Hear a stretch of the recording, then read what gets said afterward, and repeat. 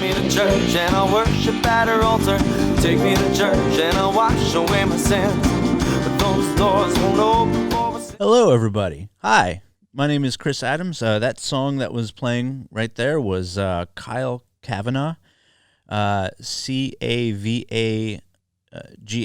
Kavanagh, K-Y-L-E. Kyle, who's a very good musician. He is on Spotify, and I think he's also on YouTube. I'm not sure. He hasn't done a stream in a while, but he is a very good guy. This episode, I wanted to talk about how you get treated in life the way you think you deserve to be treated. Now, that is a harsh reality to some, but it is very true. I can talk about it through relationships, but I could also talk about it through jobs. I remember when I was young, every girl that I was able to date or mess around with, I allowed them to treat me badly, the ones that did. And it was because I didn't believe I deserved better. Now, I may have tried to act like I thought I did, but you cannot fool your true self, right? Your true self goes, because at the time I was struggling to be a comic. I would go up all the time. I was really funny, but I felt like I wasn't getting anywhere. So that translated to other areas of my life, like even my jobs that I had. I had a lot of minimum wage jobs, and I was like, well, I came from nothing. I was homeless as a kid, so this is basically what I deserve, right? Even though I tried to fight that feeling through hard work and other things, there was always that moment where I'm just like, no, this is exactly, I'm getting what I deserve. Deep in my brain, that's what I thought. And now I get treated extremely well at my job. I work with some top comics, a lot of working comics that tour all over the country and sometimes the world, and I get to make content for them and help their careers.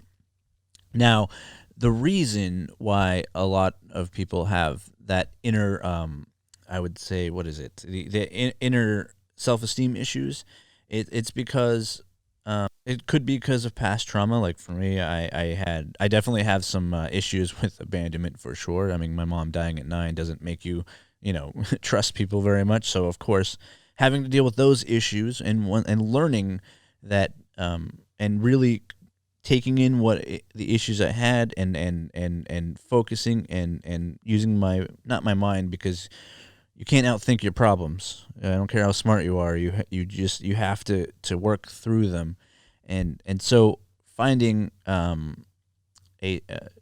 understanding my strengths and understanding like, no, I don't want to be treated like I'm nothing by a woman or even a job. And so what I did was I worked very hard. I did what I had to do sometimes, even when it was frustrating, but I would still be working towards something better. So for example, like the whole time I was working jobs I absolutely hated, I was still editing for comics, and I was still working with comics and still building connections, which I didn't know if it would pay off, but eventually it did. Why? Not because I sat rested on my laurels, like, oh, I'm working for free on this podcast with Jim Jeffries and Eddie Ift. I thought, oh, okay, this is what I deserve, right? Even though I was working with some great people, what I did was, instead of saying, no, this is what I deserve, I outworked other people on that show, and eventually, because I proved my abilities as an editor, and then later on, more recently, as a comedy editor, I got a job where I am well respected by top-notch comics. They value my opinion because I've learned to appreciate my skills and understand my worth. It does take a while, and I understand when you're young, it's very hard to do because you don't know what your skills are, you don't know what your strengths are, you don't know that you have value.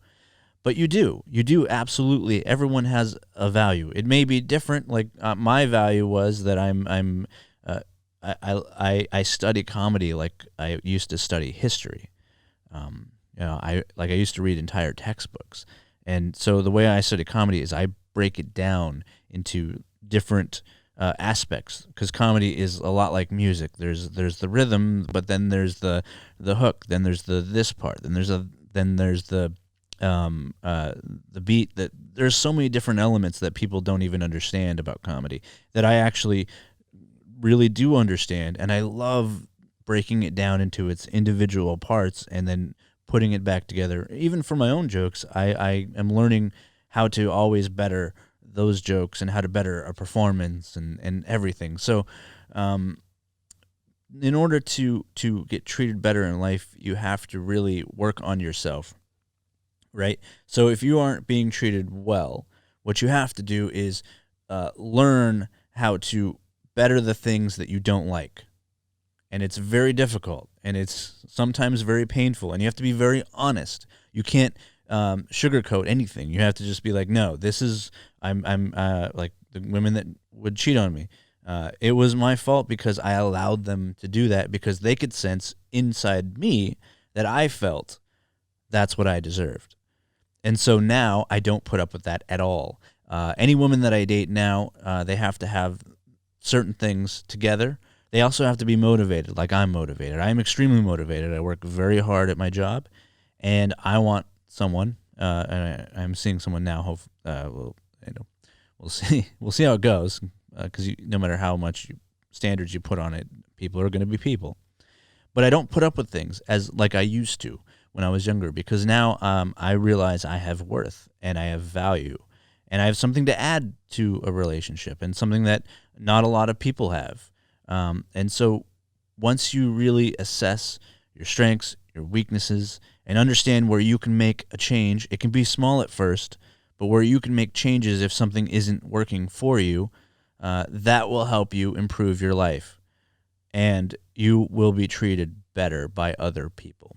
So that's the message I want to leave with you. Nothing is ever bleak.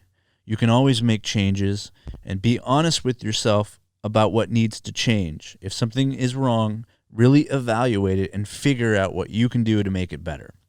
I really thank everyone for listening, and I thank you so much for watching this. I try to share my mistakes and my follies in life, because I've made a lot, and I think that anything can be learned from. So thank you so much for watching.